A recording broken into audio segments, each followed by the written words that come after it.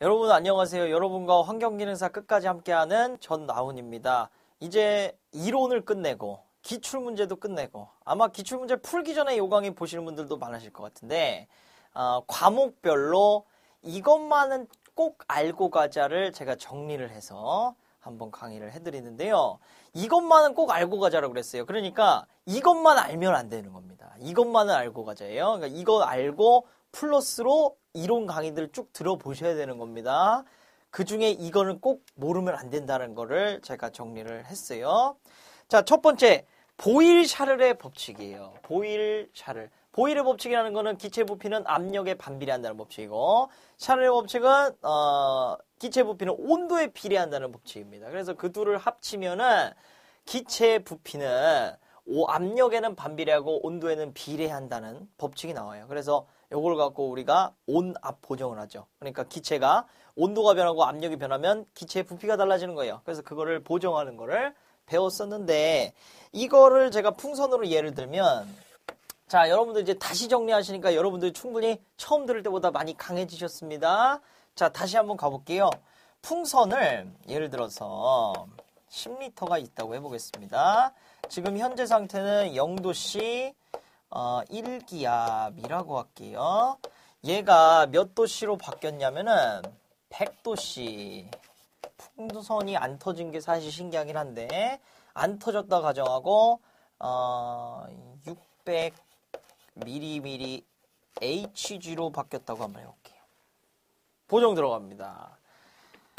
어쨌든 그 온도와 압력이 변했을 때 부피를 구하는 거예요. 그래서 리터가 되고 현재 부피는 10이 됩니다.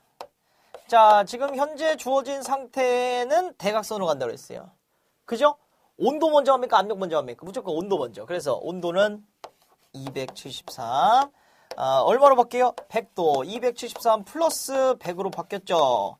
다시 현재 압력은 그대로 1기압인데 지금 얘 바뀐 압력은 600이 됐습니다.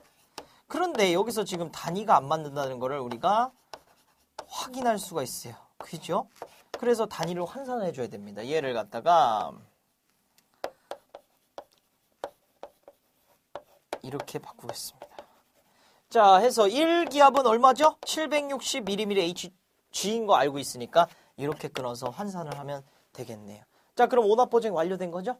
항상 여러분들 중요한 게 자신의 상태가 대각선으로 간다는 거예요. 그걸 꼭 기억하시길 바랍니다. 자, 요거 계산기로 누르면은 답이 나오겠고 한 번만 더 해볼게요. 이번에는 똑같은 조건입니다만은 풍선 속에 10리터 되는 풍선 속에 납이 2mg이 들어있다 한번 해보겠습니다. 자, 풍선 속에 납이 2mg이 들어있어요. 얘를 온도가 이렇게 바뀌었을 때 납의 농도는 몇 그램 퍼 세제곱미터인가 라고 제가 한번 줘볼게요. 자, 여러분들이 이제 실력이 업그레이드 됐으니까 제가 이런 문제로 한번 만들어 보겠습니다. 다 하실 수 있어요. 천천히 한번 가보겠습니다. 첫 번째 x 그램 퍼 세제곱미터. 어쨌든 단위 요걸 만들어야 되는 겁니다. 그죠? 자, 출발해 볼게요. 현재 갖고 있는 단위가 뭐죠? 10리터 안에 2mg이 있다. 바로 저 단위 갖고 있는 거예요. 그러니까 10리터 안에 2mg이 있다. 이 단위 갖고 있다는 거라고요. 자, 여기서 포인트가 있는데 질량 불변의 법칙 여러분 많이 들어보셨죠? 그리고 보일-샤를의 법칙은 지금 뭐에만 관여한다고요? 기체 부피에만. 그러니까 액체나 고체상 이런 질량 단위는 관여를 안 하는 겁니다. 그러니까 얘는 보정을 해야 안 해요? 안 하고 얘를 보정을 하면 되는 겁니다. 이해되시죠? 제가 무슨 얘기 하려는지. 자, 그러면은 얘를 0도씨에서 100도씨로 바꿉니다. 똑같이 바꿀게요. 현재 상태가 214. 선생님 왜 거꾸로 가요? 자신의 상태에서 아래로 가는 게 아니라 대각선으로 가기 때문에 항상 이해되십니까? 그럼 얘를 273 플러스 100으로 바꾸고 압력도 마찬가지죠. 1기압을 600ml Hg로 바꾸고 단위 환산해주면 1기압이 760ml Hg다. 이렇게 하면 똑같이 되는 건데 단위 환산을 해줘야 되니까 밀리그램을 갖다가 그램으로 바꾸겠습니다. 해서 1000mg이 1g이다 바꿨고요. 리터를 갖다가 세제곱미터로 바꿔야겠죠. 그래서 1000리터가 1세제곱미터다. 이렇게 해서 끊어버리겠습니다. 이렇게 해서 계산기 눌러주면 되겠죠. 자, 그러면 2 곱하기 273, 600. 사실 이게 누르는 것도 의미가 없어요. 자, 이렇게 해서 보정이 된다는 거고, 제가 여러분들 항상 안 헷갈리는 거는 개념으로도 생각을 해보시면 돼요. 얘는 지금 단위가 뭐냐면 농도의 단위입니다. 그렇죠. 농도의 단위죠. 자, 풍선이 예를 들어서 0도에서 100도씨로 되면은 부피가 어떻게 되는 거예요? 부피가 커지죠. 자, 얘 납의 2mg은 그냥 고정된 애잖아요. 근데 풍선이 커졌다는 거예요. 그러면 농도가 어떻게 됩니까? 낮아지는 거죠. 그렇죠? 바로 그 개념이에요. 그래서 농도 개념이었을 때는 온도가 올라가거나 압력이 낮아져서 부피가 커지면 농도가 낮아지는 거고, 부피 자체로 비교할 때는 부피 자체는 커지는 거고, 바로 그 개념으로 된다라는 겁니다. 이해되시죠? 자, 두 가지 보정할 수 있으면 모든 문제의 보정이 다 가능하다라는 거. 자, 됐습니다. 그만큼 중요한 법칙이 되겠습니다. 두 번째, 이것만은 꼭 알고 가자. 헨리 법칙입니다. 헨리 법칙은 용매에 잘 녹지 않는 기체 난용성에만 적용된다는 걸 꼭 아셔야 되고, 그러면 난용성 기체 어떤 게 있나요? 산소, 질소, NO, CO, CO2 이런 것들이 들어간다라는 거예요. 그렇죠? 그 다음에 헨리 법칙은 C는 HC가 P는 HC가 된다는 거예요. 이거 꼭 잃어버리면 안 됩니다. 자, 그리고 마지막으로 헨리 상수라는 개념은, 그래서 헨리 법칙이 잘 적용되려면 더 난용성일수록 잘 적용이 돼요. 그래서 헨리 상수라는 건 난용성일수록 큰 거예요. 이런 애들일수록 헨리 상수가 크고, 용해도가 큰 애들일수록 헨리 상수가 작은 거예요. 그러니까 용해도 큰 가스 HCl이나 HF나 그 다음에 뭐 SO2, SO3 이렇게 용해도가 큰 애들은 헨리 상수 크다고요, 작다고요? 작은 거죠. 이해되시죠? 얘네들 헨리 상수 크다고요, 작다고요? 얘네들은 큰 거고요. 이해되시죠? 이 정도 개념 알고 계시면 헨리 관련한 개념 문제, 그리고 이걸로 계산 문제, 그리고 기초 하나 골라내는 문제까지 다 해결이 되실 겁니다. 세 번째, 자, 농도의 개념, 퍼센트와 ppm 꼭 구분하셔야 되는데, 퍼센트라는 개념 항상 위아래 단위가 같을 때만 100을 곱해서 붙일 수 있다는 거예요. 그래서 위에 단위도 부피, 아래 단위도 부피일 때, 위에 단위도 질량, 아래 단위도 질량일 때 붙일 수 있고요. 그 다음에 특이한 케이스가 하나 있죠? 시약일 때, 시약에 해당할 때는 그냥 아무 말이 없어도 그때는 퍼센트가 weight per volume 퍼센트를 쓸 수 있다는 거. 이 시약일 때만 가능하다고 그랬습니다. 예를 들어 수산화트륨 3%다. 그 얘기인즉슨 3g per 100ml 이런 식으로 가능하다라는 거예요. 시약일 때만 그랬습니다. 그 다음에 제가 맨날 문제 풀 때 계속 얘기하고 강조했던 거. ppm 내용을 우리 환경인회사에서는 대기 그리고 폐수 처리, 그러니까 수질 파트, 폐기물 처리에서 다 다루기 때문에 셋 파트마다 다르게 써야 되는데, 예를 들어서 문제에서 1번부터 15번, 그러니까 대기 오염 파트에서 ppm이 나왔다. 또는 문제를 읽어보니까 이거는 기체를 다룬다. 그러면 거기서 ppm의 단위는 밀리리터 퍼 세제곱미터가 된다. 대기에서 ppm 단위 뭐라고요? 밀리리터 퍼 세제곱미터. 수질이다. ppm 단위 뭐라고요? 밀리그램 퍼 리터. 구분 항상 하실 수 있어야 돼요.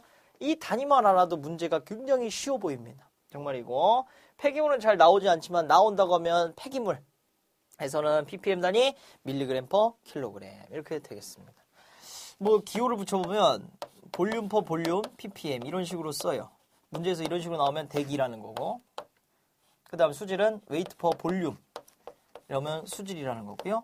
마지막으로 폐기물 웨이트 퍼 웨이트 ppm 폐기물이라는 겁니다. 자, 이렇게 구분하시면 되겠습니다.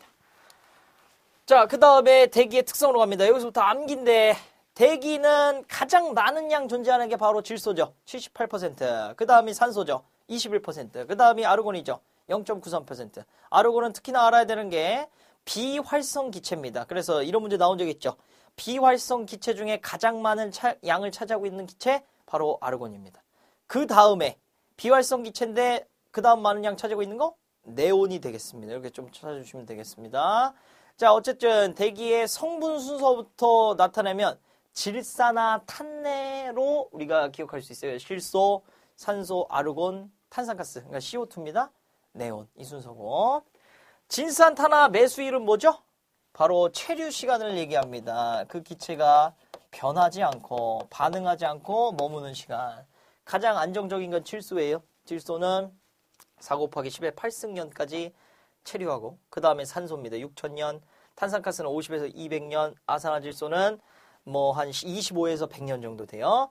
그 다음에 메탄은 3에서 8년, 수소는 4에서 7년, 일산화탄소는 한 6개월, 반년 정도 된다 보시면 됩니다.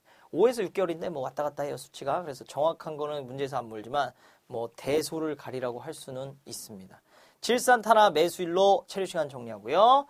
그 다음에 대기권 이순서인 건 여러분들 아시죠? 네. 자, 제가 간단하게 몇 개의 퀴즈를 드립니다. 이 중에 불안정인 대기 두 가지를 고르세요. 자, 1초 만에 고르십시오. 골랐네요. 대륙권 불안정하죠? 중간권 불안정합니다. 성층 10권은 안정한 대기가 되겠습니다. 자, 퀴즈 또 나갑니다. 이 중에 오존층을 포함하고 있는 권을 찾으시오. 성층권 찾으실 수 있나요? 네, 됐습니다. 자, 이 중에 모든 대기의 그 물질들이 원자 상태로 존재하는 전리층이라고도 하는 권을 고르시오.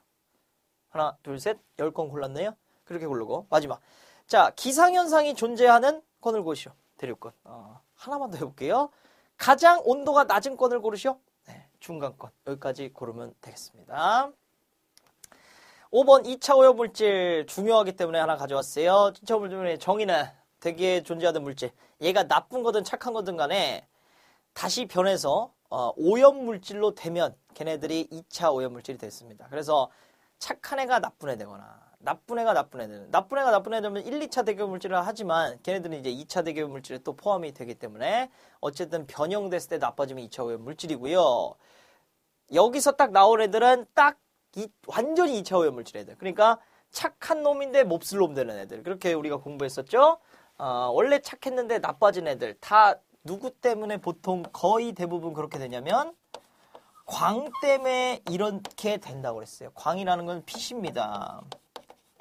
UV. 그래서 얘네들을 2차 오염물질이라고도 하지만 뭐라고 하냐면 광화학 부산물이라고 얘기를 합니다. 광에 의해서 생성되는 오염물질이다. 그래가지고 광학 부산물이라고도 하고 대표적인 2차 오염물질에 해당이 됩니다. 외워야 돼요. 오존, H2O2, 과산화수소, PAN, NOCl, 아크롤레인. 5가지 5대장은 꼭 외워야 됩니다. 뭐라고요, 얘네들이? 광학 부산물이 되겠습니다.